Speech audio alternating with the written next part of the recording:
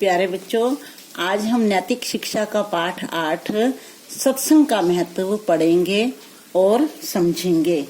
सत्संग का महत्व। सत्संग का अर्थ है अच्छा संग, सज्जनों का संग। बच्चों, इस संसार में ऐसा कोई भी व्यक्ति नहीं होगा जो जीवन में उन्नति नहीं करना चाहता है, और जीवन में तरक्की करने के लिए, उन्नति करने के लिए सत्संग अर्थात अच्छे लोगों की संगति का बहुत महत्व है। पाठ देखिए।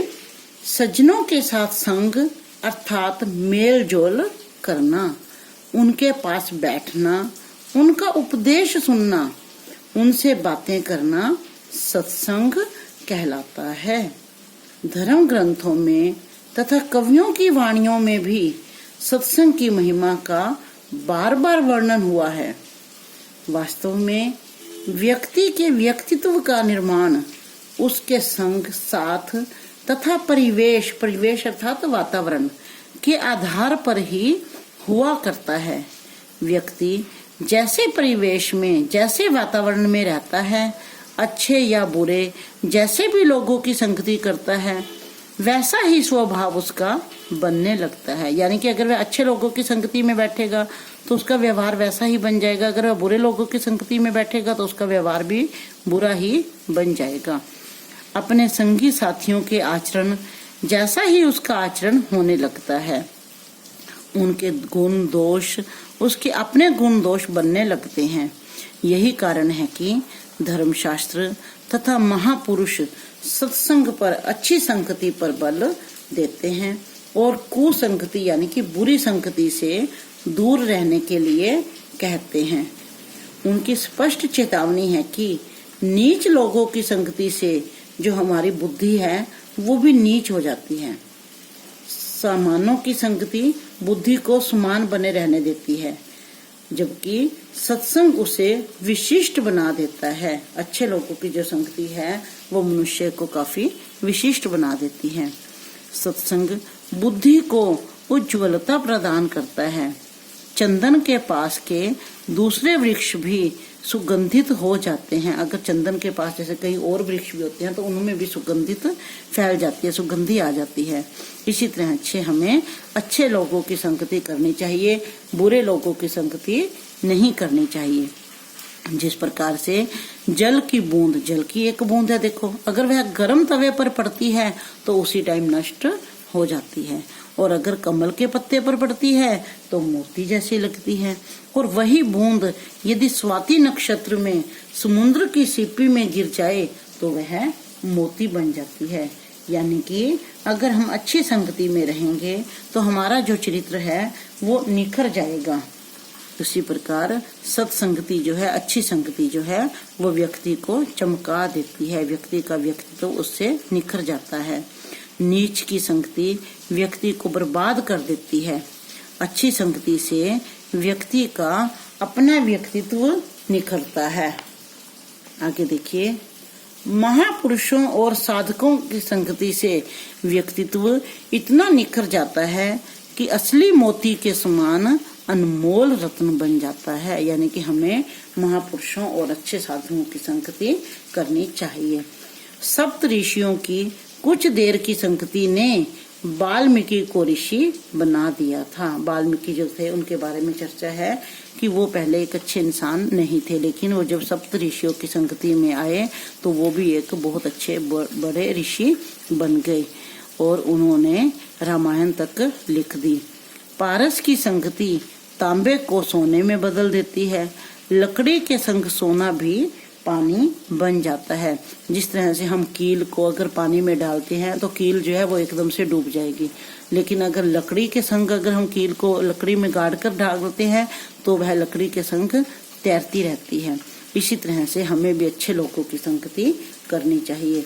विद्वानों के पास रहने वाले तोता मैना वैदिक ऋचाओं का पाठ करने लगते हैं। भोरे के साथ खेलता हुआ कीड़ा भी भोरा बन जाता है। चंदन वृक्ष के निकटवर्ती वृक्ष चंदन ही बन जाते हैं।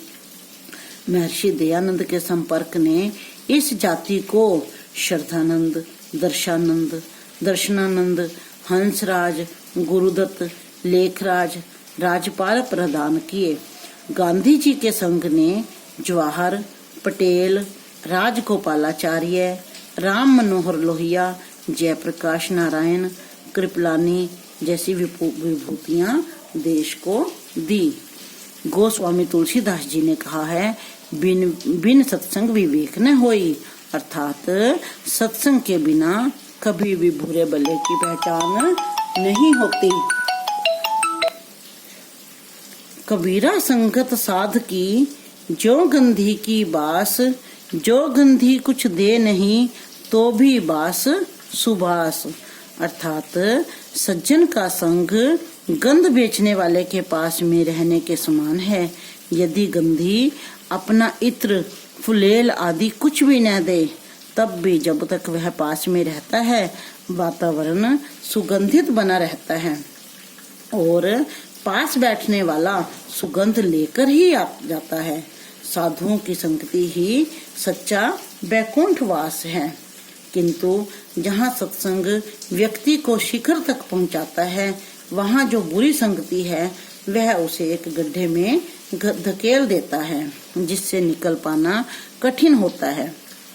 यदि अच्छी संगति सहारा प्रदान करती है, तो बुरी संगति पैरों में बंधा ऐसा पत्थर है जो सन्मार्ग की ओर बढ़ने ही नहीं देता। यानी कि अगर जो व्यक्ति बुरी संगत में पड़ जाता है, तो वह चाह कर भी फिर अच्छे रास्ते को नहीं अपना पाता। महात्मा बुद्ध के शब्दों में अंगुलीमाल यानी कि जो बहुत बड़ा डाकू था, जो लोगों की अंगुलियां काट देता था, लेकिन महात्मा बुद्ध के प्रवचनों से उसका सारा जीवन बदल जाता है। महर्षि दयानंद की वाणी ने अम्मीचंद का तथा पंडित लेखराम के उपदेश ने मुगला डाकू का जीवन पलट दिया था। सामान्य व्यक्ति बिगड़े हुए व्यक्तियों को तो सुधार नहीं पाता, उल्टे उनके संग से स्वयं बिगड़ जाता है। सामान्य व्यक्ति यदि बिगड़ गया तो बिगड़ गया। काले कंबल पर दूसरा रंग नहीं चढ़ता। यानी कि जिस तरह से काले कंबल पर हम कोई भी रंग चढ़ाते हैं, उसे कोई भी कलर देते हैं, तो वह दूसरा रंग नहीं चढ़ पाता। इसी तरह से अगर यदि सामान्य व्यक्ति एक बार बिगड़ जाता है, तो वह फिर बिगड़ ही जाता है। सत्संग के प्रति रुझान रखते हुए हमें चाहिए कि हम बुरी संगति से बचें।